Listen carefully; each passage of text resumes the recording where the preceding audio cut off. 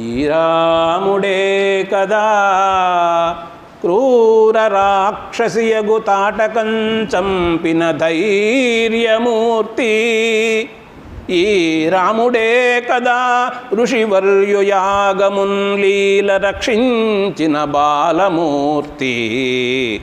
ఈ రాముడే కదా ఇలా అహల్యాశాపమును తొలగించిన పుణ్యమూర్తి. ఈ రాముడే కదా. ఆశించినటువంటి శ్రీ సీతారామ కళ్యాణ ప్రవచనం జరుగుతుంది. శ్రీ కోట రాజశేఖర్ గారు ఈ ప్రవచనం చేస్తారు. శ్రీరాఘవం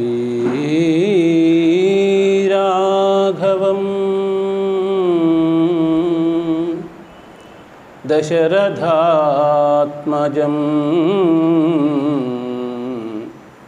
అప్రమేయం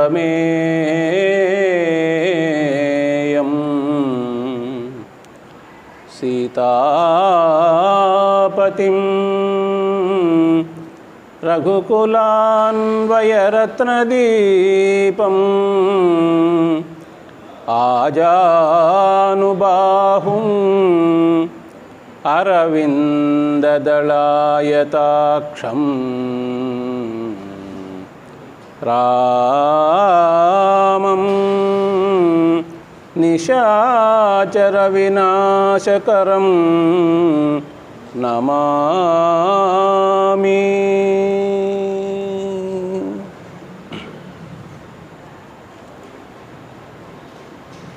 యత్ర యత్ర రఘునాథకీర్తనం తత్ర తత్ర కృతమస్తకాంజలిం బాష్పవారి పరిపూర్ణలోచనం మారుతిం నమత రాక్షసాంతకం. కూజంతం రామ రామేతి మధురం మధురాక్షరం ఆరుహ్య కవితాశాఖాం వందే వాల్మీకి కోకిలం. ఈరోజు కళ్యాణాష్టకము అని పెద్దలు సెలవిచ్చారు. ఇంతవరకు వేదిక మీద అధ్యక్షులుగా ఉన్నటువంటి పోలవరపు లక్ష్మీ నరసింహారావు గారికి, ముఖ్యంగా ముందుగా స్వామీజీ సత్యానందాశ్రమ పీఠాధిపతులు శ్రీ శ్రీహరితీర్థస్వామి వారు మంగళాశాసనం చేశారు. వారి పాదాలకు భక్తితో నమస్కారం చేస్తూ, ఇంకా వేదిక మీద ఉభయకర్తలుగా శ్రీ నలుబోలు బలరామాయుడు గారు, ఇంకా ప్రధాన కార్యదర్శిగా పద్యసారస్వత పరిషత్కి చీమకుర్తి వెంకటేశ్వరరావు గారు, గురువర్యులు మెట్టు రామచంద్ర ప్రసాదరావు గారు, ఇట్లాగా యలమందయ్య గారు పితామహులు విద్యాదాత వారు ఉండి వేదికను అలంకరించారు. చక్కగా అమూల్యమైనటువంటి విషయాలను తెలియజేశారు. ఇప్పుడు ఈరోజు పెద్దలందరి యొక్క దీవెనలతో, రామచంద్రస్వామి యొక్క అనుగ్రహంతో నేను సీతారామ కళ్యాణము అనేటువంటి ఆ ఘట్టంలో ఉండేటువంటి విశేషాలని మీ ముందు ఉంచేటువంటి ప్రయత్నం చేస్తూ ఉన్నాను. ప్రార్థనా శ్లోకాల్లోనే వాల్మీకి మహర్షి గురించి అనుకున్నాము. వాల్మీకి మహర్షి 24,000 శ్లోకాలతో 7 కాండలుగా రామాయణాన్ని మనోహరంగా ఆది కవిగా విరచించిన విషయం అందరికీ కూడా తెలిసిందే. అటువంటి రామాయణంలో సీతారామ కళ్యాణము, రామచంద్రస్వామి దశరథ మహారాజుకు కుమారుడుగా జన్మించాడు. అయితే విష్ణు భగవానుడే రాముడుగా అవతరించినాడు కాబట్టి ఆ నారాయణుడు ఎందుకు అవతరిస్తాడు అంటే దుష్ట శిక్షణ శిష్ట రక్షణ చేసేందుకోసంగా అవతరిస్తాడు. రావణ సంహారం చేసేందుకోసంగా ఆయన అవతరించారు. దశరథ మహారాజు కుమారుడుగా జన్మించారు. ఆ తరువాత రామచంద్రస్వామి అంటే రామ లక్ష్మణ భరత శత్రుఘ్నులు జన్మించారు కదా, చక్కగా వారందరూ కూడా విద్యలు నేర్చుకున్నారు. ఇందాకే మనం అనుకున్నాం, స్వామివారు కూడా చెప్పారు, శైశవేభ్యస్త విద్యానాం యౌవనే విషయైషిణాం వార్ధకే మునివృత్తీనాం యోగేనాంతే తనుత్యజాం. కాళిదాస మహాకవి రఘువంశములో చెప్పినటువంటి శ్లోకము. కాబట్టి రామచంద్ర స్వామి, రామ లక్ష్మణ భరత శత్రుఘ్నులు నలుగురు కూడా చాలా చక్కగా విద్యలను నేర్చుకున్నారు. సర్వే వేదవిదాః శూరాః సర్వే లోకహితే రతాః సర్వే జ్ఞానోపసంపన్నాః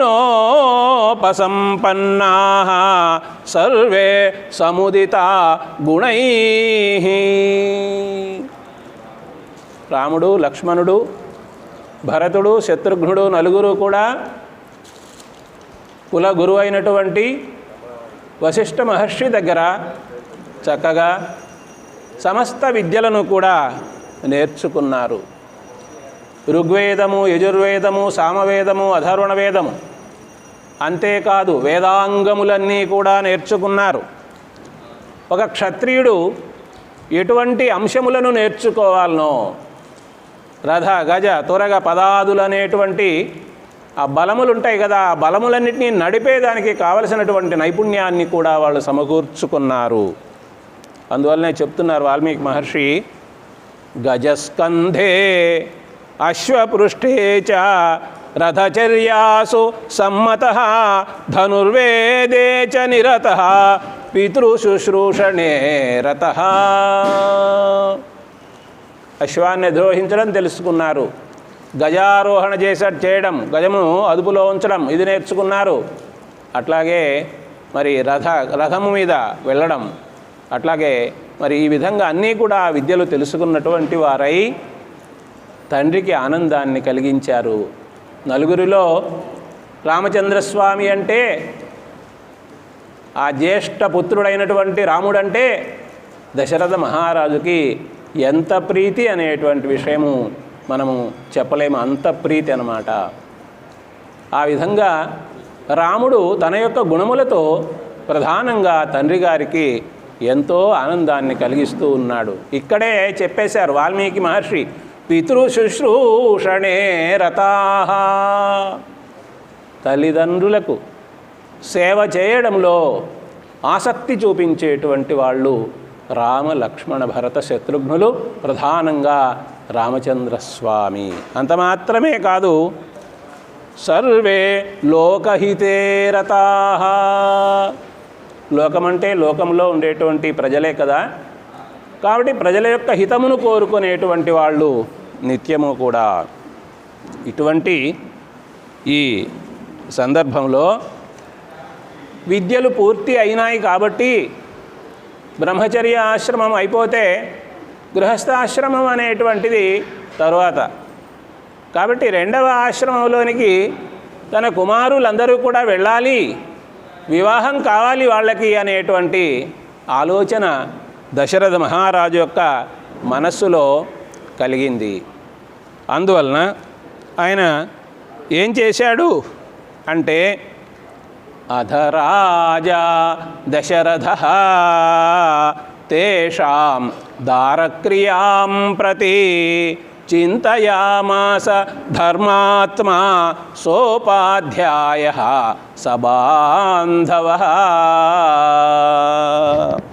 దశరథ మహారాజు చక్కగా ఆలోచించినటువంటి వాడై కుమారులందరూ కూడా విద్యలను పూర్తి చేశారు కాబట్టి వీళ్ళకి దారక్రియ, దారా అంటే భార్య, కాబట్టి వీళ్ళకి తగినటువంటి పత్నులను సమకూర్చాలి, వీళ్ళకి వివాహం చేయాలి అనేటువంటి ఆలోచన చేస్తూ ఉన్నటువంటి ఆ సందర్భంలో అది కూడా వీళ్ళకి వివాహం చేయాలి అనేటువంటి ఆలోచన చక్కగా పెద్దల ముందు అంటే బంధువులు అలాగే విప్రులు పురోహితులు వీళ్ళందరి యొక్క సమక్షంలో ఆ విధంగా ఆ మాట ఉంచాడు. పిల్లలకి వివాహం చేయాలి అని ఆ విధంగా అనేటువంటి ఆ సందర్భంలోనే అక్కడికి విశ్వామిత్ర మహర్షి వచ్చాడు. బాగా మనం ఆలోచించినట్లయితే దశరథ మహారాజు రామ లక్ష్మణ భరత శత్రుఘ్నుల కళ్యాణములను చేయాలి అనేటువంటి ఆలోచన చేసినప్పుడే విశ్వామిత్ర మహర్షి అక్కడికి వచ్చాడు. అంటే విశ్వామిత్ర మహర్షి ద్వారా భవిష్యత్తులో వీళ్ళ యొక్క కళ్యాణము అనేటువంటిది జరగబోతుంది అనేటువంటి ఒక ఆలోచన కూడా మనకు కలిగే అవకాశము దీనిలో ఉన్నది. మొత్తం మీద మొట్టమొదట రాముణ్ణి పంపించమని రాక్షసులతో యుద్ధం చేయాలని విశ్వామిత్రుడు అడిగితే యజ్ఞ సంరక్షణ కోసంగా నా ప్రాణం కదా రాముడు, రాముణ్ణి ఎలా పంపిస్తాను అంటూ ఉన్నాడు ఆ దశరథ మహారాజు. అయితే విశ్వామిత్రుడు అంటాడు, రాముడి గురించి నీకు తెలియదయ్యా. ఏమంటాడో చూడండి. అహం వేద్మి మహాత్మానం, మహాత్ముడైనటువంటి రాముని గురించి నాకు తెలుసయ్యా. రామం సత్యపరాక్రమం, రాముడు సత్యమునే పరాక్రమంగా కలిగినటువంటి మహానుభావుడయ్యా. వశిష్ఠోపి మహాతేజాః ఏ చేమే తపసి స్థితాః, మీకు కుల గురువుగా వశిష్ఠ మహర్షి ఉన్నాడు కదా, ఈ వశిష్ఠ మహర్షికి కూడా రాముని గురించి తెలుసయ్యా, రాముడు మహాత్ముడు అని. అలాగే ఇక్కడ తపస్సు చేసేటువంటి మునులు ఉన్నారు మీ సన్నిధిలోనే, ఎంతోమంది మునులు కూడా విచ్చేస్తూ ఉంటారు కదా, వాళ్ళందరికీ కూడా రాముని యొక్క గొప్పతనం తెలుసు. అంటే కూడా కుమారుని మీద ఉన్నటువంటి మమకారంతో దశరథుడు అంటాడు, ఊన షోడశ వర్షో మే రామో రాజీవలోచన. అయ్యా విశ్వామిత్ర మహర్షి, మా అబ్బాయికి ఇంకా 16 సంవత్సరాలు కూడా రాలేదయ్యా. ఇంతకుముందేమో వివాహం చేసేదానికి సిద్ధం అన్నాడు, ఇప్పుడేమో 16 ఏళ్ళు కూడా నిండలేదు అని అంటూ ఉన్నాడు కుమారుని మీద ఉన్నటువంటి మమకారం కారణంగా. అందువలన ఆ విధంగా మాట్లాడుతూ రామో రాజీవలోచన, రాజీవలోచన అంటే పద్మం వంటి కన్నులు కలిగినటువంటి వాడు అంటున్నారు. అంటే పద్మాలు రాత్రివేళ ముక్కులిస్తాయి, మరి మావాడు కూడా రాత్రికి తొందరగానే నిద్రపోతాడు. ఆ రాక్షసులు రాత్రిపూట తమ బలాల్ని ఎక్కువగా విజృంభింపజేసేటువంటి వాళ్ళతో రాముడు ఎట్లా యుద్ధం చేస్తాడు అని. అయితే వశిష్ఠ మహర్షి దగ్గర ఉండి చక్కగా నచ్చజెప్పి, విశ్వామిత్రుడు ఎంతో గొప్పవాడు, అనేకమైనటువంటి దివ్యాస్త్రములన్నీ కూడా కలిగినటువంటి వాడు, ఆ దివ్యాస్త్రములను మన రామునికి కూడా ఉపదేశించే అవకాశం కూడా ఉంది, రాముణ్ణి చాలా గొప్పవాడుగా చేయడం జరుగుతుంది, రాముణ్ణి కళ్యాణ రామునిగా చేస్తాడు అనేటువంటి భావనతో రాముణ్ణి పంపించవలసినది. అంటే అలాగే అంటూ దశరథ మహారాజు రాముణ్ణి పంపించాడు. తోటే లక్ష్మణుడు కూడా, వీళ్ళిద్దరూ ఎప్పుడూ కలిసి ఉంటారు కాబట్టి రామ లక్ష్మణులు ఇరువురు కూడా అలా బయలుదేరారు. మార్గంలో తాటకను వధించారు. ఆ తర్వాత సిద్ధాశ్రమం వెళ్ళారు. అక్కడ మారీచుడు అనేటువంటి రాక్షసుడిని దూరంగా తరిమివేసేట్లుగా మానవాస్త్రాన్ని ప్రయోగించాడు రామచంద్రస్వామి. ఆ తరువాత ఆ సుబాహుని సంహరించడం జరిగింది. అక్కడ ఉన్నటువంటి ఇతర అనుచరులందరినీ కూడా సంహరించడం జరిగింది. ఆ విధంగా విశ్వామిత్ర మహర్షి యొక్క యజ్ఞం అనేటువంటిది సంపూర్ణంగా విజయవంతంగా నిర్వహించబడింది కాబట్టి, రాక్షస బాధ తొలగిపోయింది కాబట్టి ఆనందించాడు విశ్వామిత్రుడు. ఆయన అంటాడు రామునితో, రామా, ఈ ఆశ్రమానికి సిద్ధాశ్రమం అనేటువంటి పేరు ఉందయ్యా. ఇప్పుడు నీ కారణంగా ఇది నిజంగా సిద్ధాశ్రమం అయిందయ్యా. నా కోరిక సిద్ధించిందయ్యా. నా యజ్ఞం అనేటువంటిది సఫలమైందయ్యా అని చెప్పి అప్పుడు అక్కడ ఉండేటువంటి మునులందరూ కూడా ఏమంటారంటే, మిథిలా నగరంలో ఒక గొప్ప ధనుస్సు ఉన్నది. ధనుస్సును చూడాలి, శివధనుస్సు. అట్లాగే మిథిలా నగరంలో గొప్పగా యజ్ఞం జరుగుతూ ఉంది. ఆ యజ్ఞాన్ని చూడాలి, మనం అందరం వెళదాము అని అంటూ ఉంటే రాముడు, లక్ష్మణుడు, అక్కడ ఉన్నటువంటి మునులందరూ కూడా అంగీకరించినటువంటి వారై బయలుదేరి తాము ఆ మిథిలా నగరానికి వెళ్ళేదానికి బయలుదేరతారు. మార్గంలో ఎన్నో విశేషాలు. గురువు ఈ శిష్యుల్ని, రామలక్ష్మణుల్ని, ఇంకా ఇతర మునులని తీసుకొని వెళుతూ మార్గంలో ఉండేటువంటి అనేక విధములైనటువంటి విశేషాలని, గంగానది కనిపించిందనుకోండి, గంగావతరణ కథ చక్కగా తెలియజెప్పేవాడు రాముడు, అడిగేవాడు, విశ్వామిత్ర మహర్షి చెప్పేవాడు. ఇట్లాగా ఎన్నో విశేషాలను అలాగా తెలియజేసుకుంటూ అలా ముందుకు వెళ్ళారు. మరి అహల్యా శాప వృత్తాంతం అనేటువంటిది, అహల్యా శాప విమోచనం అనేటువంటిది కూడా రామచంద్ర స్వామి చేయడం జరిగింది. తరువాత మిథిలా నగరంలోనికి అడుగు పెట్టాడు రాముడు, లక్ష్మణుడు, విశ్వామిత్ర మహర్షి, వారితోటే ఇంకా ఉండేటువంటి మునులు అందరూ కూడా. అలా వెళ్ళిన తరువాత అక్కడ చేరుకోగానే విశ్వామిత్ర మహర్షి రామలక్ష్మణుని తీసుకొని వెళ్ళిన తరువాత ఆ జనక మహారాజు రామలక్ష్మణులను చూచి చాలా సంతోషపడ్డాడు. అంతకంటే ముందు జనక మహారాజు యొక్క పురోహితుడు శతానందుడు, ఆ శతానందుడు అనేటువంటి ఆయన రాముని దగ్గరికి వచ్చి, నాయనా రామా, నీవు చాలా గొప్ప అదృష్టవంతుడివయ్యా విశ్వామిత్రునికి శిష్యుడు అవడంతో అంటూ, విశ్వామిత్రుడు ఎంత గొప్పవాడంటే ఆయన బ్రహ్మర్షి అనేటువంటి పదవిని సంపాదించాడు. ఎన్నో ఆటంకాలు కలిగిన ఆటంకాలన్నింటినీ కూడా అధిగమించినటువంటి వాడై బ్రహ్మర్షి అయ్యాడు అంటూ విశ్వామిత్రుడు బ్రహ్మర్షి అయినటువంటి విధానానంతా చెబితే రాముడు విన్నాడు, లక్ష్మణుడు విన్నాడు, ఇతర మునులు విన్నారు. అలాగే అక్కడ ఉన్న జనక మహారాజు కూడా విని ఎంతగానో సంతోషించడం అనేటువంటిది జరిగింది. ఆ తరువాత అయితే విశ్వామిత్రుడు ఆ జనక మహారాజుతో మాట్లాడుతూ, ఈ ఇద్దరు ఎవరు అని అనుకుంటున్నావా, వీళ్ళ గురించి చెబుతాను విను అంటూ, పుత్రౌ దశరథస్యేమౌ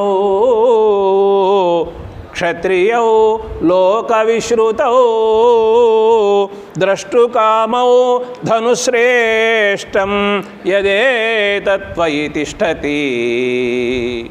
ఈ ఇద్దరు కూడా దశరథ మహారాజు కుమారులైనటువంటి రాముడు, లక్ష్మణుడు అనేటువంటి వీళ్ళు నాకు కూడా యజ్ఞ సంరక్షణ అనే దాంట్లో చక్కగా ఉపకారం అనేటువంటిది చేసినటువంటి వాళ్ళు, లోకములో గొప్ప కీర్తిని పొందినటువంటి వాళ్ళు.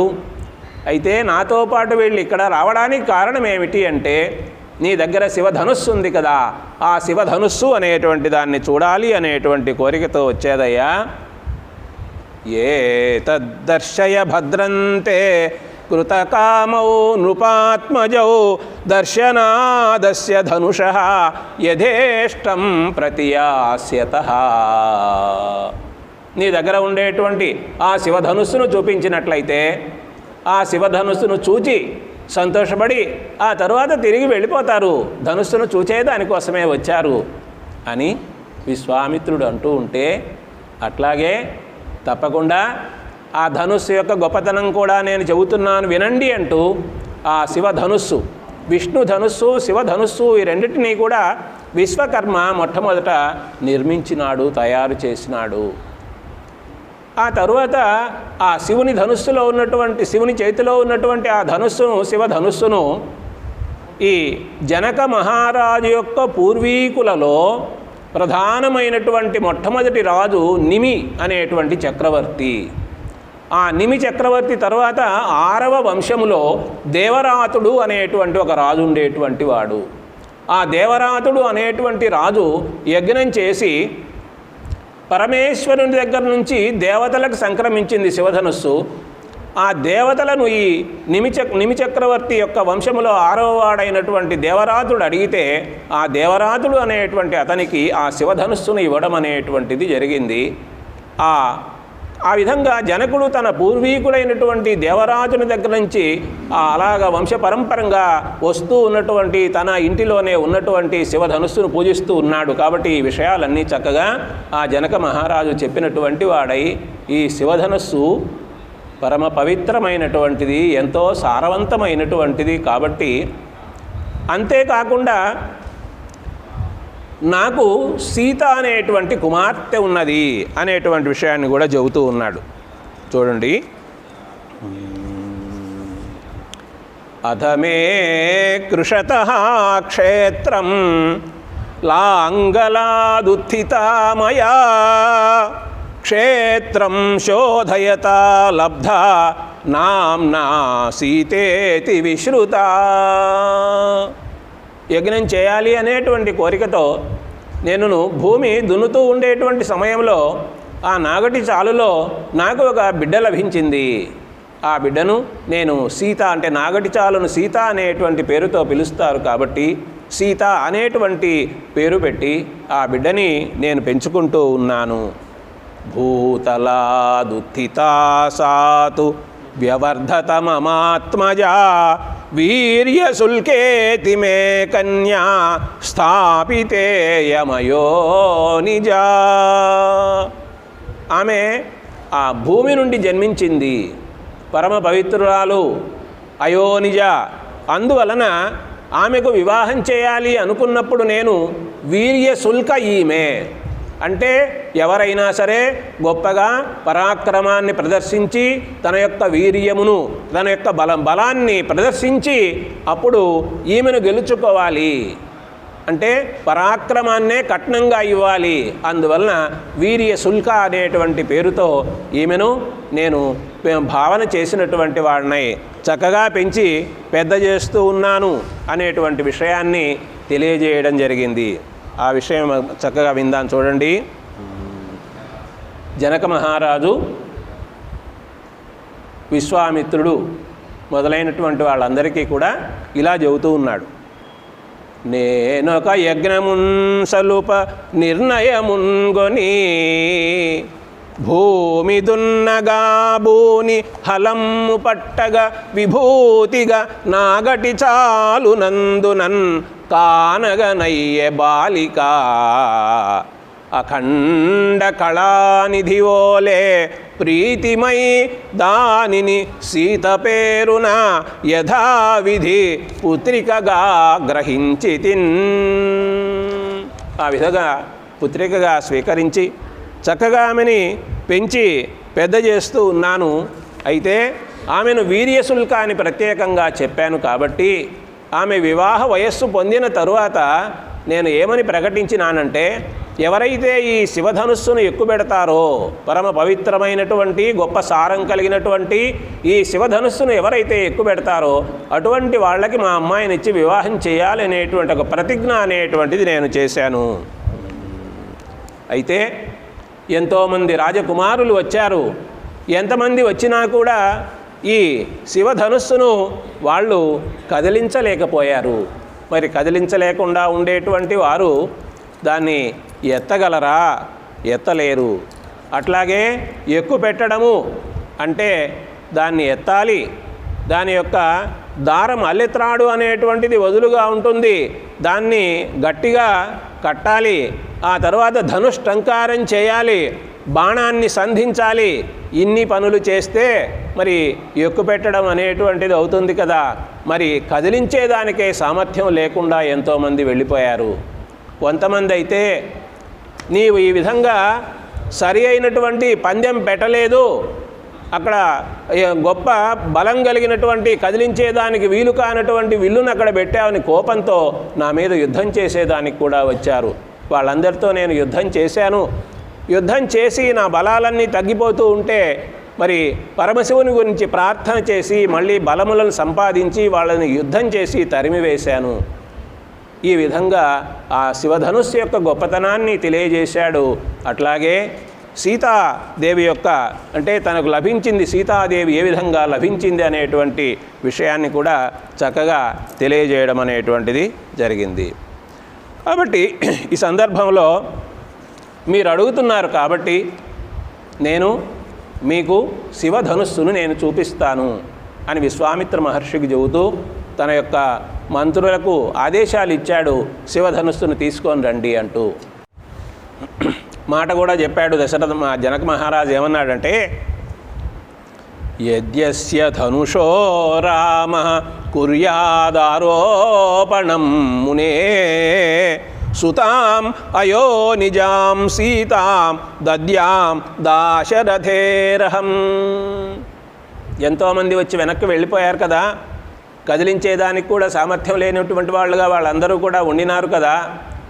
నేను ఆ ధనుస్సును చూపించిన తరువాత, ఓ విశ్వామిత్ర మహర్షి, నీవు తీసుకొని వచ్చినటువంటి దశరథ మహారాజ కుమారుడైనటువంటి శ్రీరాముడు దాన్ని ఎక్కుపెట్టగలిగినట్లయితే సంతోషంగా నేను నా కుమార్తెనిచ్చి వివాహం చేస్తాను అనేటువంటి మాట కూడా తెలియజెప్పి ఆ తరువాత ఆ శివధనుస్సును తీసుకొని వచ్చేదానికి ఆజ్ఞాపిస్తే మరి 5,000 మంది భటులు శివధనుస్సు ఒక పెట్టెలో ఉంటే ఆ పెట్టెను చక్రాలు ఉన్నటువంటి పెట్టెది, ఆ పెట్టెను 5,000 మంది భటులు ఎంతో బలం ఉన్నటువంటి వాళ్ళు అలా నెట్టుకుంటూ వీళ్ళ దగ్గరికి తీసుకొని వస్తే అప్పుడు ఆ మంత్రులు చెప్పారు, ఇదిగో శివధనుస్సు వచ్చింది జనక మహారాజా అంటే ఆ జనక మహారాజు మళ్ళీ విశ్వామిత్రుని చూచి రామలక్ష్మణుని చూచి ఇదిగో శివధనుస్సు వచ్చింది, మీరు చూడవచ్చు అనేటువంటి విషయాన్ని తెలియజేస్తూ విశ్వామిత్రుడు రాముని వైపు చూచి, రామచంద్ర, శివధనుస్సును తీసుకొని వచ్చారు కదా, మరి నీవు శివధనుస్సును ఎక్కుపెట్టేటువంటి ప్రయత్నం అనేటువంటిది చేయి అని చెబుతూ ఉన్నాడు.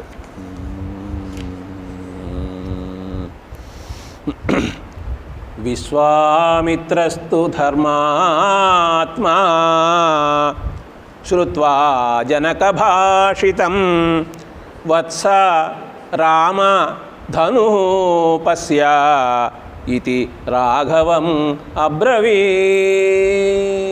నాయనా రామా, చూడవయ్యా శివధనుస్సును అని ఎంతో వాత్సల్యంతో ప్రేమతో విశ్వామిత్ర మహర్షి చెబుతూ ఉంటే అప్పుడు గురువుగారి ఆదేశం అయింది కదా.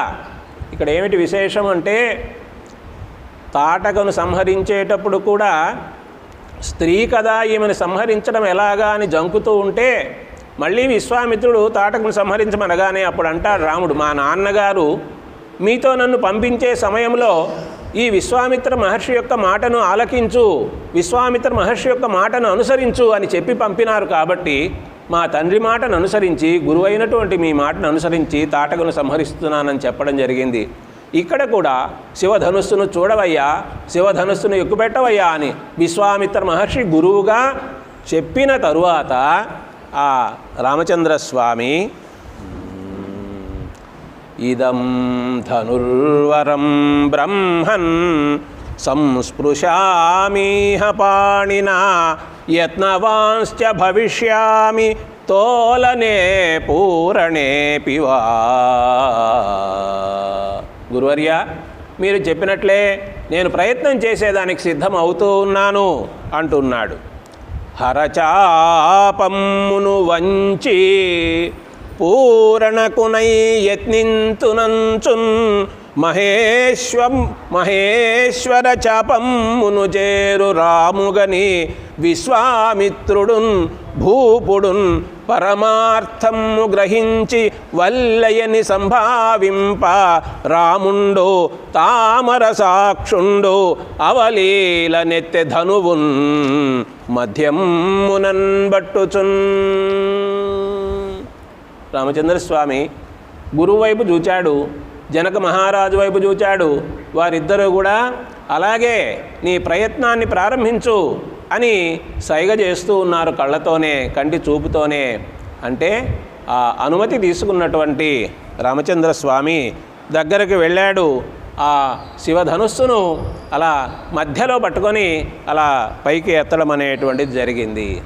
అంటే ఇంతకుముందు ఎన్నోసార్లు ఎంతోమంది రాజకుమారులు కానీ ఇతరులు కానీ వచ్చి ఏమాత్రము కూడా కదిలించేదానికి కూడా వీలు లేకుండా ఉన్నటువంటి ఆ శివధనుస్సును అవలీలగా రామచంద్రస్వామి అలా పైకి ఎత్తితే చూచారు అక్కడ ఉండేటువంటి వాళ్ళందరూ కూడా.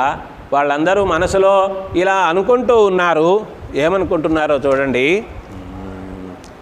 ఇనకులజుండు రాముడు మహేశుని చాపము చేరినాడు, దానిని పరికించినాడు, కరనీరజమెత్తుచు పట్టినాడు, వీరుని వలె ఎత్తినాడు, గుణరోచుల కోటిని వంచి మేటి నారిని వెస చుట్టి, దాని సవరించు గుణాత్ముడు ఇతండి చూడుడీ.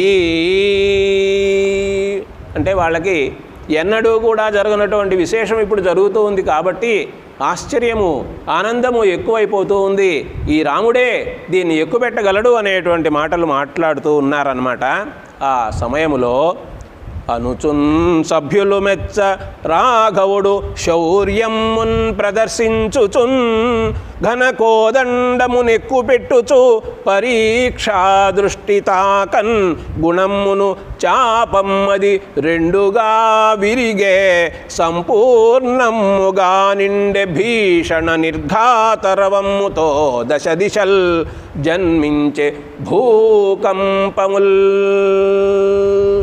సభ్యులందరూ అలా మాట్లాడుకుంటూ ఉండేటువంటి ఆ సందర్భంలోనే తన యొక్క పరాక్రమాన్ని ప్రదర్శిస్తూ ఉన్నటువంటి ఆ రామచంద్రుడు ఆ కోదండాన్ని అలా పైకి ఎత్తి దానికి దారం కూడా అలెత్రాడుని కూడా చుట్టి, తర్వాత అలెత్రాడు చుట్టిన తర్వాత అది ఎంతమాత్రం ఉన్నది అనేటువంటిది అలెత్రాడుని అలా లాగి వదులుతారనమాట. దాని ధనుష్టంకారము అని కూడా అంటారు. కాబట్టి ఆ విధంగా అలా అలెత్రాడుని లాగేటువంటి ఆ సమయములో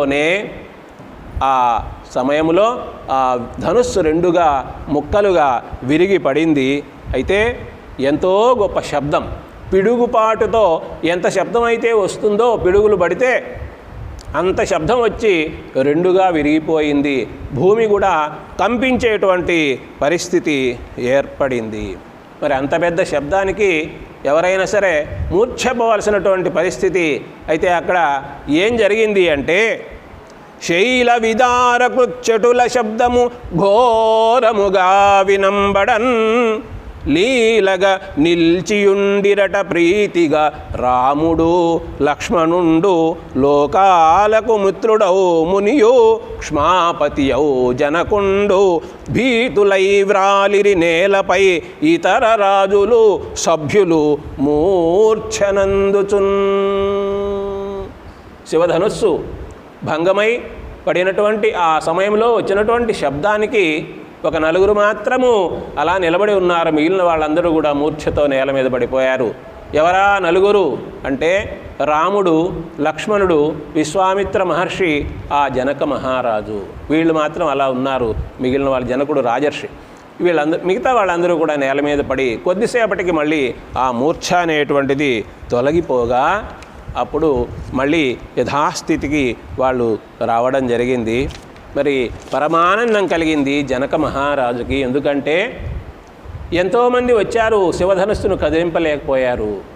ఈనాడు రామచంద్రస్వామి సాధారణమైనటువంటి వ్యక్తిగా కనిపించేటువంటి రాముడు ఆ శివధనుస్సును ఎక్కుపెట్టడం అనేటువంటిది జరిగింది కాబట్టి చాలా చాలా సంతోషపడుతూ ఉన్నాడు. భగవన్ దృష్టవీర్యో మే రామో దశరథాత్మజ, అత్యద్భుతం అచింత్యంచ న తర్కితం ఇదం మయా.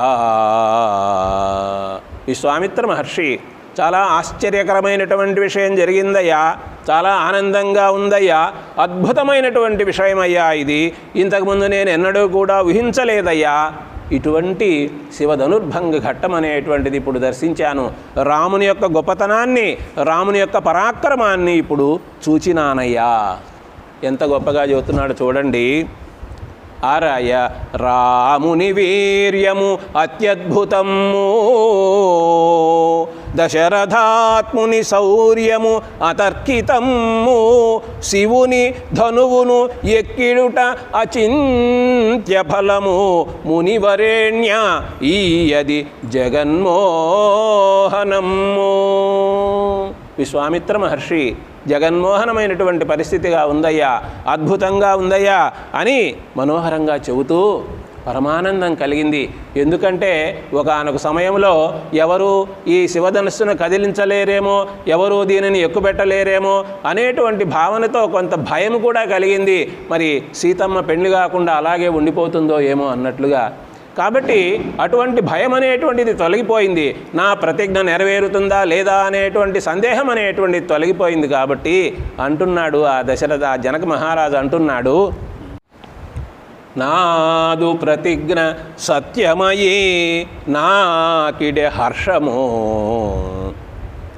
వీర్యశుల్కయౌ నాదు కుమార్తెకున్ తగిన నాథుడుగా విలసిల్లు రాముడే, వాదములేక మా జనక వంశము కీర్తి గడించు, ఇంక సమ్మోదమునందు సీత పరిపూర్ణముగా రఘురాము పత్నిగా. నా ప్రతిజ్ఞ నెరవేరుతుందో లేదో అనేటువంటి సందేహం అనేటువంటి తొలగిపోయింది. వీర్యశుల్క అని నేను పేరు పెట్టాను కదా మా సీతకు, నిజంగా ఈమె వీర్యశుల్కగా మరి ఈరోజు రాముణ్ణి భర్తగా పొందగలుగుతూ ఉంది. మా జనక వంశం కూడా ఎంతో గొప్ప కీర్తిని సంపాదించుకుంటుంది.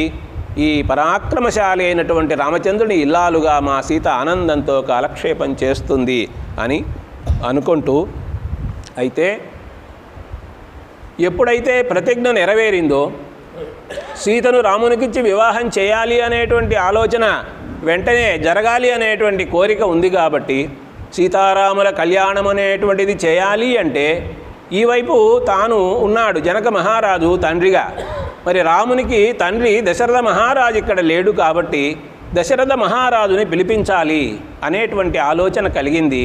దేనికైనా పెద్దలైనటువంటి అక్కడ విశ్వామిత్రుడు ఉన్నాడు కాబట్టి, అయ్యా విశ్వామిత్ర మహర్షి, రామచంద్రుని యొక్క తండ్రి అయినటువంటి దశరథ మహారాజుని ఇక్కడికి పిలిపిస్తే బాగుంటుందని నేను అనుకుంటూ ఉన్నానంటే తథాస్తు అన్నాడు. వెనువెంటనే జనక మహారాజు అలా పంపించాడు తన యొక్క మంత్రులను కొంతమందిని.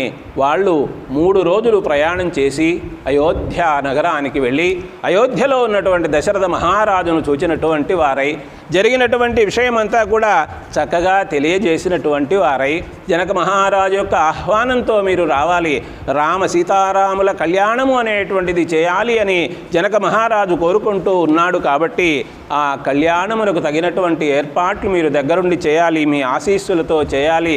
మిమ్మల్ని ఎంతో చక్కగా మీతో మాట్లాడి విన్నవించి మిమ్మల్ని మీ పరివారాన్ని తోడుకొని రమ్మని చెప్పాడు మా జనక మహారాజు అని చెబితే దశరథ మహారాజు ఎంతగానో సంతోషించాడు. మరి అక్కడ ఉన్నటువంటి మంత్రులు మొదలైనటువంటి వాళ్ళందరికీ తెలియజేశాడు ఇది విషయమని. వాళ్ళందరూ కూడా పరమానందాన్ని పొందారు. అయితే రేపే బయలుదేరదామన్నారు. మరి ఎంతోమంది రథ గజ తురగ పదాదులు, 4 చతురంగ బలాలు, అలాగే ధనరాశులు ఇవన్నీ కూడా తీసుకొని బయలుదేరేదానికి ఆ దశరథ మహారాజు సిద్ధమయ్యారు. పురోహితులు, మంత్రులు, ఇంకా విప్రోత్తములు, అలాగ అందరినీ కూడా తనతో వెంటబెట్టుకొని బయలుదేరేదానికి సిద్ధమయ్యాడు. ఆయన 4 రోజుల పాటు అలాగా ప్రయాణం చేసి నేరుగా మిథిలానగరం చేరుకున్నారు. మిథిలానగరం చేరుకుంటే జనక మహారాజు దశరథ మహారాజుకి, వారితో వచ్చినటువంటి పరివారానికి అందరికీ కూడా చక్కగా అతిథి సత్కారం చేస్తూ ఉన్నాడు. చక్కగా స్వాగతం పలుకుతూ ఉన్నాడు. పలికిన తర్వాత అందరూ కూర్చున్నటువంటి ఆ సమయంలో ఈ విశ్వామిత్ర మహర్షి, అట్లాగే దశరథ మహారాజు, అట్లాగే వశిష్ఠ మహర్షి కూడా విచ్చున్నారు. వశిష్ఠుడు, వామదేవుడు, ఆయన దగ్గర 8 మంది మంత్రులు ఉన్నారు. ఆ 8 మంది మంత్రులు వీళ్ళందరూ కూడా విచ్చేశారు. విచ్చేసినటువంటి ఆ సందర్భంలో చక్కగా మరి ఈ వివాహానికి సంబంధించినటువంటి మాటలను మాట్లాడాలి కాబట్టి జనక మహారాజు ప్రస్తావన చేశాడు. శ్రీరామచంద్రుడు శివధనుర్భంగం చేశాడు, వీర్యశుల్కైనటువంటి మా అమ్మాయిని గెలుచుకున్నాడు, వివాహం అనేటువంటిది చేయాలి అనేటువంటి ఆ విషయాన్ని దశరథ మహారాజుకి ఆ వశిష్ఠ మహర్షి, విశ్వామిత్ర మహర్షి వాళ్ళ యొక్క సమక్షంలో చెబితే మరి అలాగే అని దశరథ మహారాజు ఆ కార్యక్రమాలు నిర్వహించేదానికి తాను కూడా అంగీకరించినటువంటి వాడై, అయితే వివాహము అనగానే మనం కూడా గమనిస్తూ ఉంటాం. సీతారాముల కళ్యాణం అనేటువంటిది చేసేటువంటి సమయంలో అక్కడ రామచంద్రస్వామి యొక్క ప్రవర అంటే వంశవృక్షాన్ని తెలియజేయడం జరుగుతుంది. అట్లాగే జనక మహారాజు ఆయన యొక్క పూర్వీకుల వారి యొక్క వంశవృక్షం అనేటువంటిది కూడా తెలియజేయడం అనేది జరుగుతుంది. కాబట్టి ఇక్కడ ఈ దశరథ మహారాజు ఏం చెబుతాడంటే, మా కుల గురువు ఉన్నారు వశిష్ఠ మహర్షి, ఆయన చక్కగా మాట్లాడగలిగినటువంటి వాడు, కాబట్టి మా వంశము యొక్క వృక్షమును గురించి, వంశము యొక్క పూర్వ విషయములను గురించి చక్కగా మీకు విశదీకరిస్తాడు అంటే వశిష్ఠ మహర్షి క్రమంగా ఆ రాముని యొక్క పూర్వీకుల విషయము ఈ విధంగా తెలియజేవుతూ ఉన్నాడు. అయ్యా జనక మహారాజా వినవయ్యా, మొట్టమొదట బ్రహ్మదేవుడు ఆయన ఈ రామచంద్రస్వామి యొక్క వంశములో మూల పురుషుడు. బ్రహ్మదేవునికి మరీచికి కాశ్యపుడు, కాశ్యపునికి వివస్వంతుడు, వివస్వంతునికి మనువునకు ఇక్ష్వాకువు, ఇక్ష్వాకునకు కుక్షికి వికుక్షికి బాణునికి అనరణ్యునికి పృథువునకు త్రిశంకువునకు దుందుమారునికి సుసంధికి భరతునికి అసితునికి సగరుడు. ఈ సగరుడు అనేటువంటి ఆయన షట్చక్రవర్తుల్లో ఒకడు అనేటువంటి విషయం మనకు తెలుసు. సగరునికి అసమంజసునికి అంశుమంతునికి దిలీపునికి భగీరథునికి కకుత్సునికి రఘుమహారాజుకి ప్రవృద్ధునికి శంఖనుడికి సుదర్శనుడికి శీఘ్రగునికి మరువునికి ప్రశుశ్రుకునికి అంబరీషునికి నహుషునికి యయాతికి నాభాగునికి అజునికి దశరథునికి ఈ రాముడు లక్ష్మణుడు అని వాళ్ళిద్దరినీ చూపిస్తూ ఆ వశిష్ఠ మహర్షి రామచంద్రస్వామి యొక్క వంశవృక్షాన్ని చక్కగా తెలియజేస్తూ, ఇంకా అక్కడ ఈ వశిష్ఠ మహర్షి ఒక మాట ప్రత్యేకంగా చెప్పడం జరుగుతుంది. ఎందుకంటే ఈ రాముని యొక్క పూర్వీకులందరూ కూడా ఎంతో గొప్పవారు. ఎంత గొప్పవారు అంటే వంశములో మొట్టమొదటి వాళ్ళు ఉన్నారే, వాళ్ళ దగ్గర నుంచి ఇప్పటి వరకు కూడా ప్రతి ఒక్కరూ కూడా ఎంతో గొప్పవాళ్ళు. ఆ వశిష్ఠ మహర్షి అంటున్నారు, ఆదివంశ విశుద్ధానాం రాజ్ఞాం పరమధర్మిణాం ఇక్ష్వాకుకులజాతానాం వీరాణాం సత్యవాదినాం రామలక్ష్మణయోరర్థే త్వత్సుతే వరయే నృప సదృశాభ్యాం నరశ్రేష్ఠ సదృశే దాతుమర్హసి.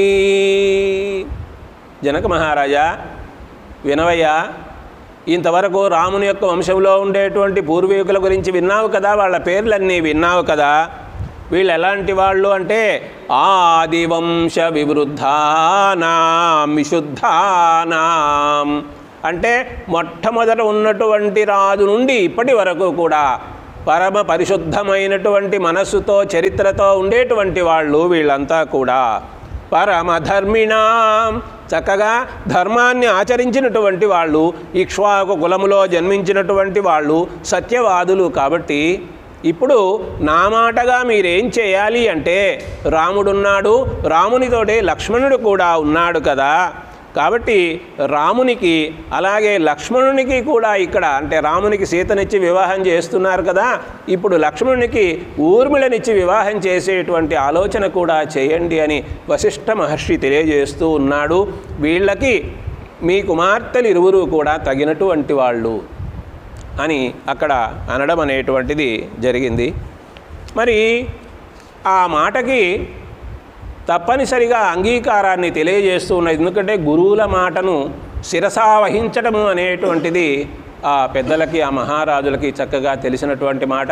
తమ కుమార్తెల యొక్క కళ్యాణం కాబట్టి ఎంతో ఆనందంగా దానికి అంగీకరిస్తున్నాడు. అయితే ఆ మాటను చెప్పేదానికి ముందు ఈ జనక మహారాజు ఏమంటున్నాడంటే, అయ్యా మా అమ్మాయినిచ్చి వివాహం చేయాలి రామునికి అనుకున్నాం కదా, ఎవరైనా సరే అమ్మాయినిచ్చి వివాహం చేసేవాళ్ళు కూడా తమ వంశము యొక్క పూర్వీకుల గురించి కూడా తెలియజేయవలసినటువంటి అవసరం ఉన్నది.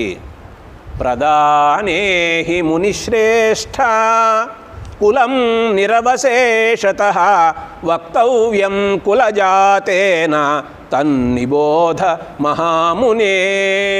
అయ్యా విశ్వామిత్ర మహర్షి, మీరు కూడా చక్కగా వినండి.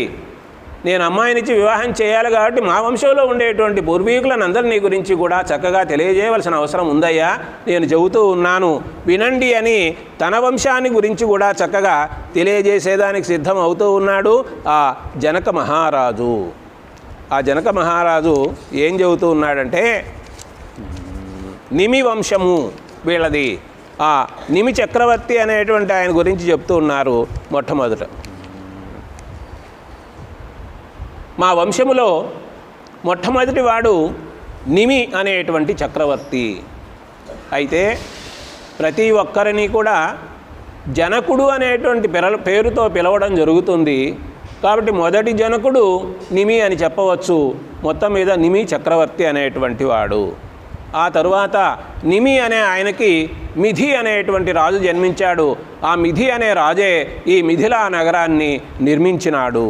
తర్వాత మిథికి ఉదావసుడు, ఉదావసునికి నందివర్ధనుడు, నందివర్ధనునికి సుకేతువు, సుకేతువునకు దేవరాతుడు. అంటే పరమశివుడు తన యొక్క ధనుస్సును శివధనుస్సును దేవతలకు ఇస్తే దేవతల దగ్గర నుంచి శివధనుస్సును పొందినటువంటి రాజు దేవరాతుడు నిమి వంశంలో 6వ వాడు.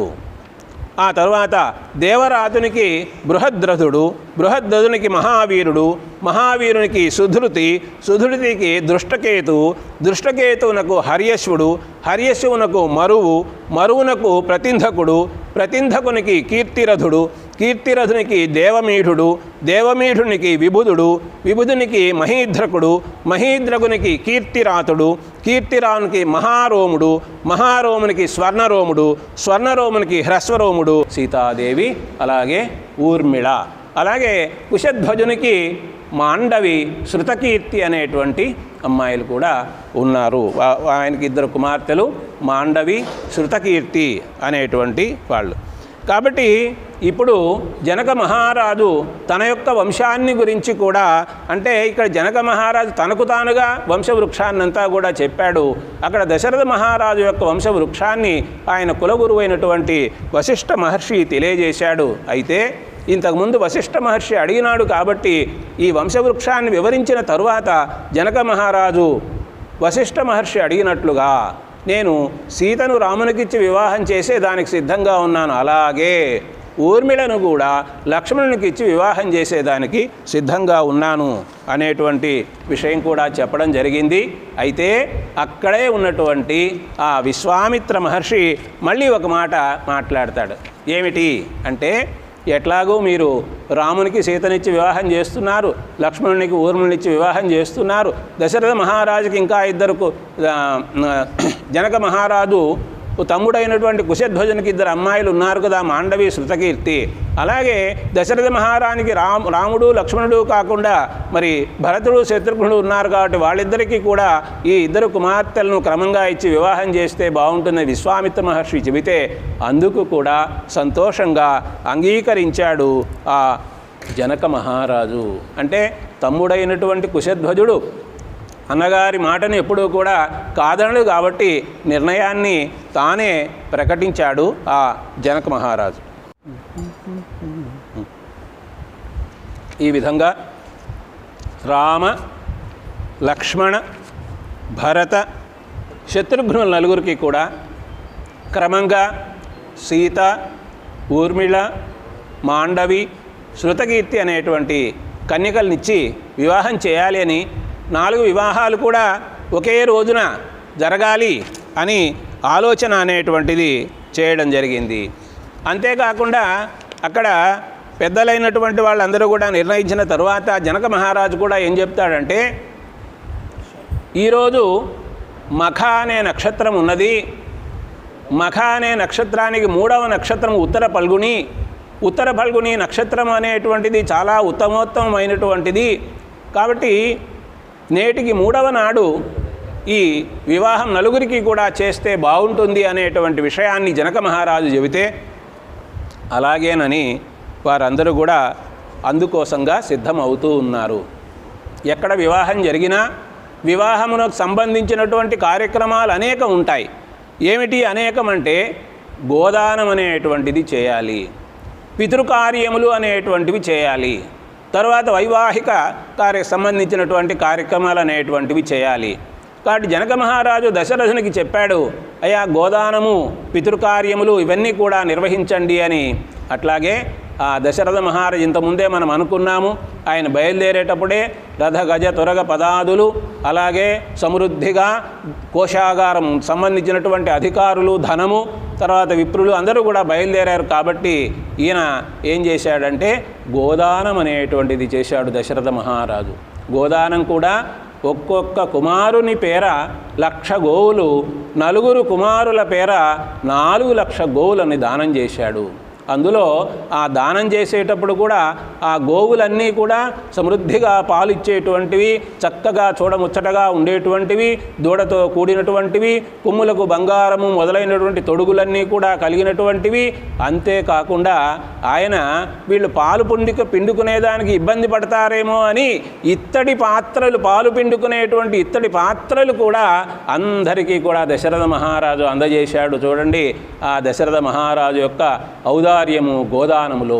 అట్లాగే పితృకార్యము, పితృదేవతలను పూజించేటువంటి కార్యక్రమం అనేటువంటిది కూడా చక్కగా నిర్వహించడం అనేటువంటిది జరిగింది. ఇక్కడ ఆ జనక మహారాజు అంటాడు, మఖాహ్యజ్య మహాబాహో తృతీయే దివసే ప్రభో ఫల్గుణ్యాముత్తరే రాజన్ తస్మిన్ వైవాహికం కురు రామలక్ష్మణయో రాజన్ దానం కార్యం సుఖోదయం. మఖ అనే నక్షత్రం, దీని తర్వాత పూర్వ ఫల్గుని, దాని తర్వాత ఉత్తర ఫల్గుని. కాబట్టి ఉత్తర ఫల్గుని అనేటువంటిది చాలా శ్రేష్టమైనటువంటిది. అందువలన ఆ తిథి నాడు, ఆ నక్షత్రం నాడు వివాహాలు జరిపించాలి అంటూ ఉంటే, ఆ సందర్భంలో విశ్వామిత్రుడు కూడా చాలా సంతోషపడతాడు. ఆయన కూడా ఏమంటాడంటే, ఈ 4 అమ్మాయిలకి 4 అబ్బాయిలు చాలా చక్కనైనటువంటి, అన్ని విధాల తగినటువంటి వారు. తగునీ రాముడు సీతకున్ పతిగా ఏ తద్రీతి ఆ సీతయుంతగుని రామునికిన్ వ్రజేశ సతిగా తాద్రూప్య భావములన్ తగుని లక్ష్మణుడు ఊర్మిళా తరుణికిన్ తథ్యము సౌమిత్రికిన్ తగునాయూర్మిళ వంశవర్ధనములు ఏ తద్రూప కళ్యాణముల్. అన్ని విధాలా కూడా రామునికి సీతకు రాముడు తగినటువంటి వాళ్ళు. రూపములోను, గుణములోను, సంపదలోను, శీలములోను, అన్ని ప్రతి ఒక్కటి వంశములోను, ఇట్లా అన్నిట్లో కూడా తగినటువంటి వాళ్ళు అనేటువంటి విషయాన్ని విశ్వామిత్రుడు చెబుతూ, విశ్వామిత్రుడు అన్నటువంటి మాట గమనించండి. వినుము మరి యొక్క మాటను విభుద నీకు తమ్ముడైన కుశధ్వజుతనయులైన మాండవి శృతకీర్తుల మహితరీతి భరత శత్రుఘ్నులకు ఇమ్ము పత్నులుగను అని విశ్వామిత్రుడు ప్రత్యేకంగా చెప్పాడు. కాబట్టి దాన్ని అంగీకరించడం అనేటువంటిది జరిగింది. ఆ తరువాత వాళ్ళు అనుకున్నట్లుగా గోదానం అనేటువంటిది నిర్వహించారు, పితృకార్యములు అనేటువంటివి కూడా చక్కగా నిర్వహించారు. ఆ తరువాత మరి వివాహ వేదిక అనేటువంటిది సిద్ధం చేయబోతూ ఉన్నారు. వివాహ వేదిక కూడా, వివాహ వేదిక అంటే అక్కడ యజ్ఞము అనేటువంటిది కూడా ప్రత్యేకంగా ప్రధానంగా జరగవలసినటువంటి అంశం కాబట్టి ఆ పెద్ద పెద్ద పందిరులన్నీ కూడా వేసి ఆ పందిరుల క్రింద యజ్ఞ వేదిక అనేటువంటిది ఏర్పాటు చేసి మనం గమనిస్తూ ఉంటాము. పెద్ద పెద్ద యజ్ఞాలు అనేటువంటివి చేసే సమయంలో మట్టి పాత్రలలో వాటికి రంధ్రాలు ఉంచి లోపల దీపాలు ఉంచటము, అట్లాగే కొన్ని మూకుళ్ళల్లో అప్పుడే నారు వేసి ఆ పచ్చగా సస్యశ్యామలంగా కనపడుతూ ఉండేటువంటి మొలకలు అనేటువంటివి కనిపించటము, అలా దర్భలు ఇవన్నీ కూడా తీసుకొని సమసంఖ్యలో దర్భలు ఇవన్నీ కూడా తీసుకొని రావడం, ఆ విధంగా యజ్ఞ వేదికనంతా కూడా చక్కగా అలంకరించడం అనేటువంటిది జరిగింది.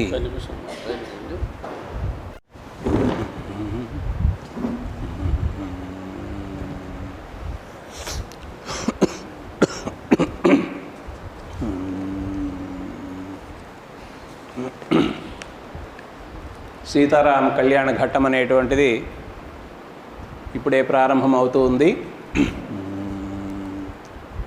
యుక్తే ముహూర్తే విజయే సర్వాభరణభూషితైః భ్రాతృభిః సహితో రామః కృతకౌతుకమంగళః వశిష్టం పురతః కృత్వా మహర్షీనపరానపి పితుః సమీపమాశ్రిత్య తస్థౌ భ్రాతృభిరావృతః.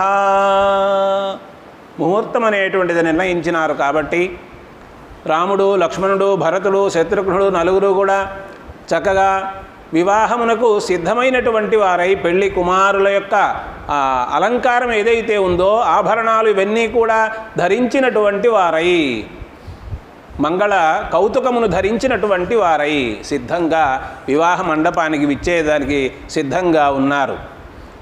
జయమిడు సన్ముహూర్తమున సర్వ విభూషణ రాశిదాల్చి చిన్మయులగు తమ్ములు ఆదరమునందరిజేరి తరించుచుండగా రయమున వచ్చే కంకణ విరాజితుడై రఘురామమూర్తి శ్రీమయుడు వశిష్ఠ ముఖ్య ముని మాన్య పురస్కృతుడై విధేయుడై.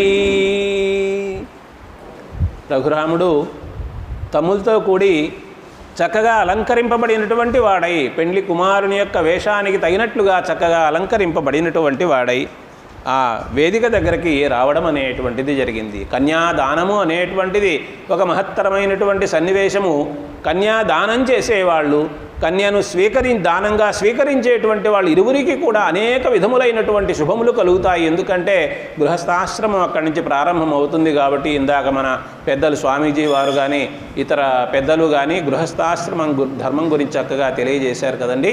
కాబట్టి ఆ కన్యాదానం చేసేవాళ్ళు, కన్యాదానాన్ని స్వీకరించేటువంటి వాళ్ళు ఇరువురికి కూడా ఎంతో గొప్ప మేలు కలుగుతుందనేటువంటి విషయాన్ని కూడా ఇక్కడ చెప్పడం జరిగింది.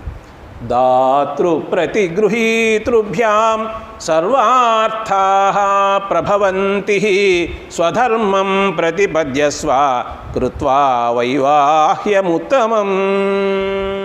కన్యాదానం చేసేవాళ్ళకి, అట్లా స్వీకరించేటువంటి వాళ్ళకి ఉభయులకి కూడా సమస్తమైనటువంటి శుభములు కలుగుతాయి అనేటువంటి విషయాన్ని ఇక్కడ ప్రస్తావించడం అనేటువంటిది జరిగింది.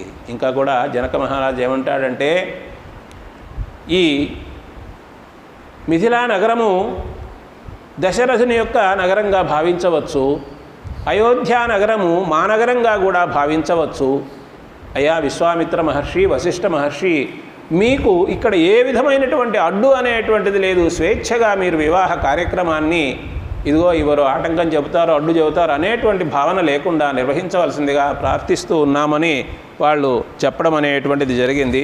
మరి అలాగే ఆ సందర్భంలో ఆ యజ్ఞ వేదిక అనేటువంటిది చక్కగా మరి సిద్ధం చేశారు. వశిష్ఠ మహర్షి ఆ యజ్ఞ వేదికను చక్కగా అలంకరించినటువంటి వారై యజ్ఞ వేదికలో అగ్నిని ప్రతిష్ఠించడం అనేటువంటిది జరిగింది. మరి ఆ సమయంలో వేద మంత్రములన్నీ కూడా చక్కగా ఘనంగా వినిపిస్తూ ఉన్నాయి. సామగానం కూడా ఉంది. స్వర సంగీత పవిత్ర మంత్రములతో శాస్త్రోక్త కార్యములన్ స్థిరయోగమున చేసి అగ్నిని ప్రతిష్ఠించన్ మహావేదియందు ఉరుదీక్షన్ గురువౌ వశిష్ఠుడు మహాహోమము చేసెన్ వధూవర కళ్యాణ మహోత్సవమున ద్విజుల్ భద్రోక్తులన్ పల్కగా. సామగానం జరుగుతోంది. వేద మంత్రములన్నీ కూడా విప్రోత్తములైనటువంటి వాళ్ళు చక్కగా పఠిస్తూ ఉన్నారు. శాస్త్రోక్తంగా వేదోక్తంగా విద్యుక్తంగా జరగవలసినటువంటి కార్యక్రమాలన్నీ కూడా పూజా కార్యక్రమాలు నిర్వహించబడుతూ ఉన్నాయి. అలాంటి వశిష్ఠ మహర్షి యజ్ఞ వేదికలో అగ్నిని ప్రవేశింపజేశాడు. అగ్ని ప్రతిష్ఠ అనేటువంటిది జరిగింది. ఆ హోమం అనేటువంటిది ప్రారంభం చేశారు. మరి ఆ సమయంలో అందరూ బ్రాహ్మణోత్తములందరూ కూడా సాధు సాధు అంటూ ఉన్నారు. భద్రం అని అన్నీ కూడా శుభకరమైనటువంటి వాక్యాలన్నీ చెబుతూ ఉన్నటువంటి ఆ సమయంలో ముందుగా రామ లక్ష్మణ భరత శత్రుఘ్నులు వచ్చేశారు. రాముడు ఆ యజ్ఞవేది దగ్గర ఉన్నాడు. అలాంటి ఆ సమయంలో సీతాదేవి అక్కడికి వస్తూ ఉంది. తతః సీతాం సమానీయ సర్వాభరణభూషితాం సమక్షమగ్నే సంస్థాప్య రాఘవాభిముఖే తదా అబ్రవీజ్జనకో రాజా కౌసల్యానందవర్ధనం. జనక మహారాజు తన కుమార్తె అయినటువంటి సీతాదేవిని చక్కగా అన్ని విధములైనటువంటి ఆభరణములతో అలంకరింపజేసినటువంటి వాడై, పెళ్లి కుమార్తెగా తీర్చిదిద్దినటువంటి వాడై తీసుకుని వచ్చి రామచంద్రస్వామి ఎదురుగా నిలిపినాడు. ఆ కౌసల్యకు ఆనందాన్ని కలిగించేటువంటి రామచంద్రస్వామికి ఎదురుగా నిలిపినాడు. సర్వాభరణ విభూషితన్ ఉర్వీసుతన్ వీర్యశుల్కన్ ఉత్తమ కన్యన్ పర్వేందుముఖిని సీతను సర్వులు మెచ్చంగా తెచ్చే జనకుండటకున్. జనక మహారాజు అమ్మాయిని తీసుకొని వచ్చినటువంటి సమయంలో వచ్చిన తర్వాత రామునికి ఎదురుగా నిలిపినటువంటి ఆ సందర్భంలో జనక మహారాజు ఇలా అంటూ ఉన్నాడు రామచంద్రస్వామితో, అయ్యా రామా వినవయ్యా, ఇయం సీతా మమ సుతా సహధర్మచరీతవా ప్రతీచ్ఛ చైనాం భద్రం తే పాణిం గృహీష్వ పాణినా. ఈ అమ్మాయి మా కుమార్తె సీత, ఈమె ఈ రోజు నుంచి నీకు సహధర్మచారిణిగా ప్రకాశించేటువంటి సదవకాశం అనేటువంటిది ఏర్పడింది. ఈమెను స్వీకరించవయ్యా, ఈమె చేతిని నీ చేతితో పరిగ్రహించవయ్యా అని చెబుతూ పతివ్రత మహాభాగా ఛాయేవ అనుగతా సదా ఇత్యుక్త్వా ప్రాక్షిపద్రాజ మంత్రపూతం జలం తదా. నాయనా రామా, ఈమె పతివ్రత, ఎప్పుడూ కూడా పతి అయినటువంటి నిన్నే, నీ క్షేమంనే కోరుతూ వ్రతం చేసేటువంటి, మనస్సులో భావన చేసేటువంటి ఈ మహాసాధ్వి మహాత్మురాలు నీడవలే ఛాయేవానుగత, నీడవలే ఎప్పుడూ కూడా నిన్ను అనుసరిస్తూ ఉంటుంది అని చెప్పి ఆ జనక మహారాజు తన చేతిలో ఉండేటువంటి నీటిని, అంటే దానం చేసేటప్పుడు నీరు ధారగా వదులుతారనమాట, కన్యాదానం చేస్తున్నాడు కదా, అందువలన మంత్రపూతమైనటువంటి జలమును అలా వదిలిపెట్టినాడు. ఈయమ సీత నీదు సుత ఇప్పుడు నీ సహధర్మచారిణీ స్థాయి వెలుంగో కై కొనుము సాధ్వికరమ్మును నీ కరమ్ముచే శ్రేయముగూర్ప నిన్ననుసరించును ఛాయయనంగా అంచు తా తోయము ధారగా విడిచే తుష్టిని తజ్జనకుండు ప్రేముడిన్. ఆ విధంగా మంత్రజలాన్ని వదిలిపెట్టినటువంటి వాడై కన్యాదానం అనేటువంటి సత్కార్యాన్ని పూర్తి చేశాడు ఆ జనక మహారాజు. మంత్రజలమును జనకుండు మహిని విడువా అమరమునివరుల్ సాధువాక్యములు బలుక దేవదుందుబుల్ మ్రోగెను దివ్యముగను పుష్పవర్షము కురిసెను పూర్ణముగను. మంత్రజలాన్ని వదిలి కన్యాదానం అనేటువంటి సత్కార్యాన్ని పూర్తి చేయగా ఆనందం కలిగింది దేవతలందరికీ కూడా. అమరులు మునులు అందరూ కూడా భళి భళి సాధు సాధు శుభము శుభము భద్రము భద్రము అని అంటూ ఉన్నారు. దేవదుందుబులు అనేటువంటివి అంటే ప్రత్యేకంగా ఒకరు మ్రోగిస్తే మ్రోగేవి కాదు, మరి శుభకార్యానికి సూచనగా దేవదుందుబులన్నీ కూడా తమంతట తాముగా దివ్యంగా మ్రోగినాయి. పుష్పవర్షం ఆకాశము నుండి అలాగా కురిసిందనమాట. సాధు సాధ్వితి దేవానాం ఋషీణాం వదతా తదా దేవదుందుభి నిర్ఘోష పుష్పవర్షో మహానభూత్. ఆ విధంగా సీతారాముల కళ్యాణం అనేటువంటిది గొప్పగా మంత్రయుక్తంగా శాస్త్రోక్తంగా విద్యుక్తంగా కళ్యాణ కామనలతో శుభవాక్యములతో నిర్వహించబడింది. అయితే ఆ సీతారాముల కళ్యాణం అయిన వెంటనే అప్పుడే ఏవం దత్వా తదా సీతాం మంత్రోదక పురస్కృతాం అబ్రవీజ్జనకో రాజా హర్షేణాభిపరిప్లుతః. ఆ విధంగా సీతమ్మ వారి కన్యాదానం అనేటువంటిది పూర్తయిన తరువాత జనక మహారాజు వెంటనే అక్కడ ఉన్నటువంటి లక్ష్మణుణ్ణి పిలిచి ఇలా అంటూ ఉన్నాడు. లక్ష్మణ ఆగచ్చ భద్రంతే ఊర్మిళా ముద్యతాం మయా ప్రతీచ్ఛ పాణిం గృహీష్వ మా భూత్కాలస్య పర్యయః.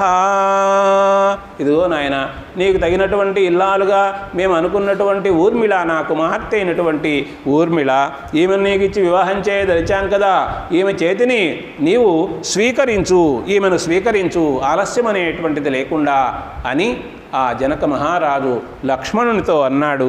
అట్లాగే తమేవ ముక్త్వా జనకో భరతం చాభ్యభాషత గృహాణ పాణిం మాండవ్యాః పాణినా రఘునందన. భరతుణ్ణి చూచి, నాయనా భరత ఇటు రావయ్యా, ఇదిగో ఇక్కడ మాండవి మా తమ్ముడైనటువంటి కుశధ్వజుని యొక్క కుమార్తె మాండవి ఉందయ్యా, ఈమె చేతిని చేతితో గ్రహించు, ఈమెను పత్నిగా స్వీకరించు అనేటువంటి విషయాన్ని ఆ జనక మహారాజు చెబుతూ అలాగే శత్రుఘ్నుని చూచి, శత్రుఘ్నంచాపి ధర్మాత్మా అబ్రవీజ్జనకేశ్వరః శృతకీర్త్యా మహాబాహో పాణిం గృహీష్వ పాణినా.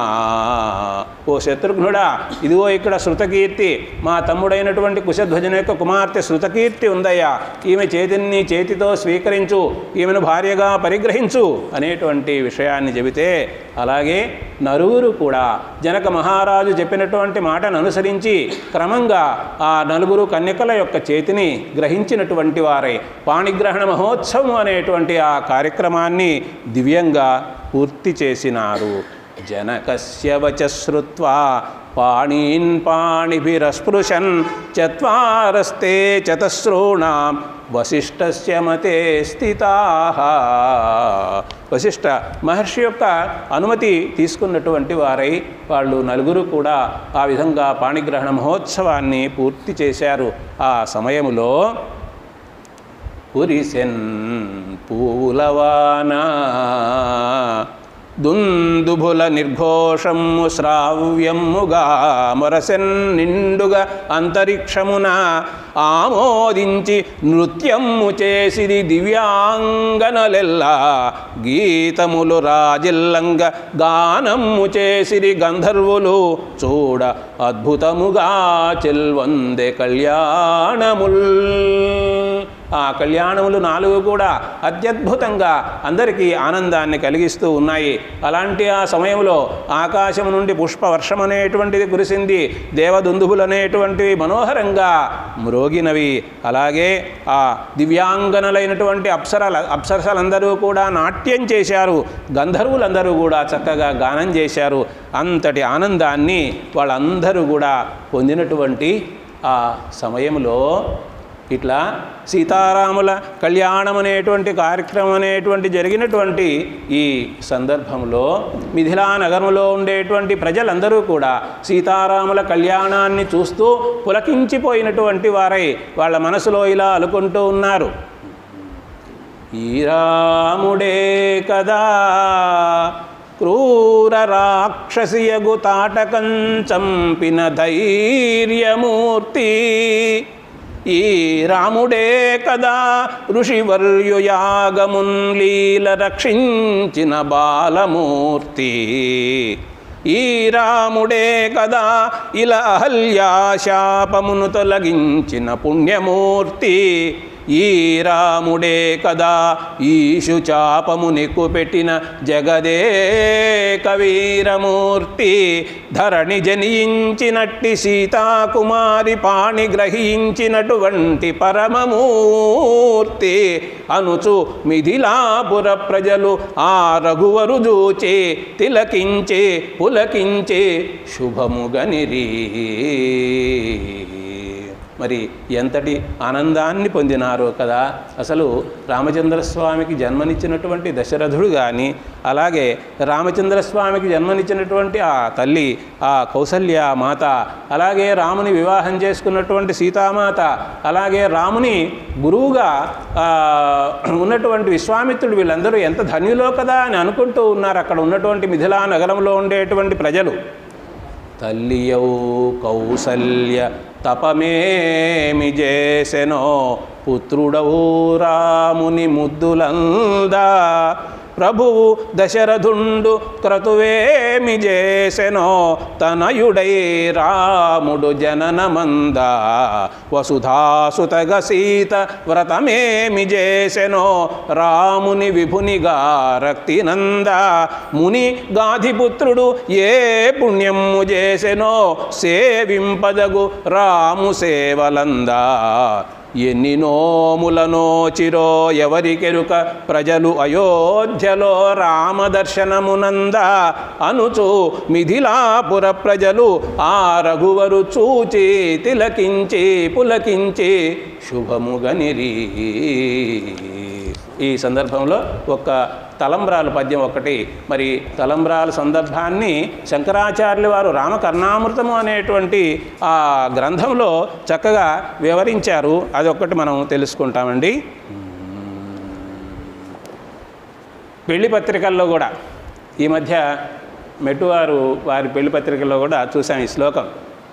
జానక్యాః కమలామలాంజలిపుటే యా పద్మరాగాయితాః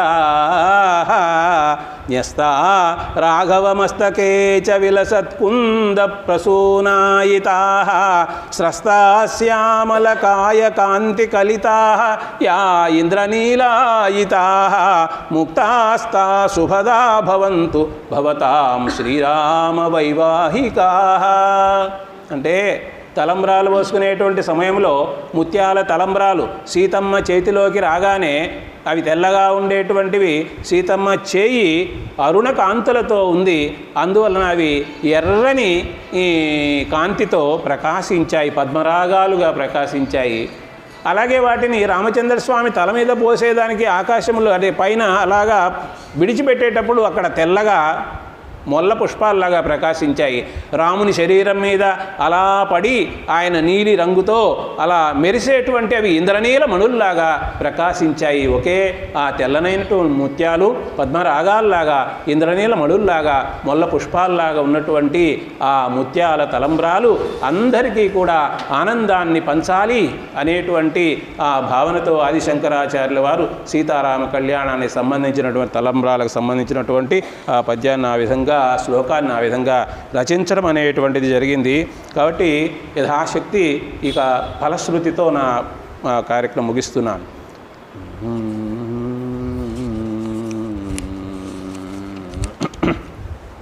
క్షేమమునిడు ఈ సీతారాముల కళ్యాణగాథ రక్తి చదివినన్ ప్రేమగ వినినన్ కనినన్ రాముని కృప కవచమగుచు రక్షించు సదా.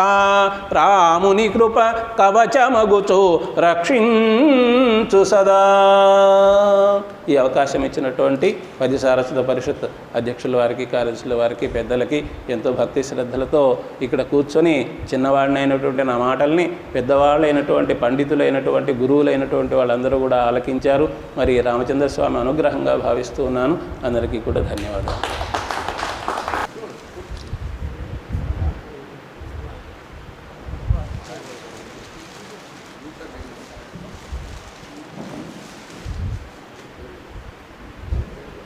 శ్రీ కోట రాజశేఖర్ గారు వారి గురించి చెప్పవలసిన జగమేరు బ్రాహ్మణంలో ఎన్నో ఉపన్యాసాలు చెప్తున్నారు.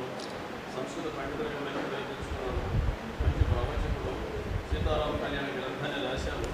కేవలం 4-5 రూపాయలు దాన్ని రాసి దానికి ఎంతో వ్యాప్తిని కూడా చెందించారు. వారి ఇవాళ సీతారామ కళ్యాణ ప్రవచనం చేయడం మనందరూ అదృష్టంగా భావిస్తారు. చాలా సంతోషం. నమస్తే. నమో నమః. ఉపన్యాసకుడికి దేవస్థానం నమో నమః. నమో నమః. కూడా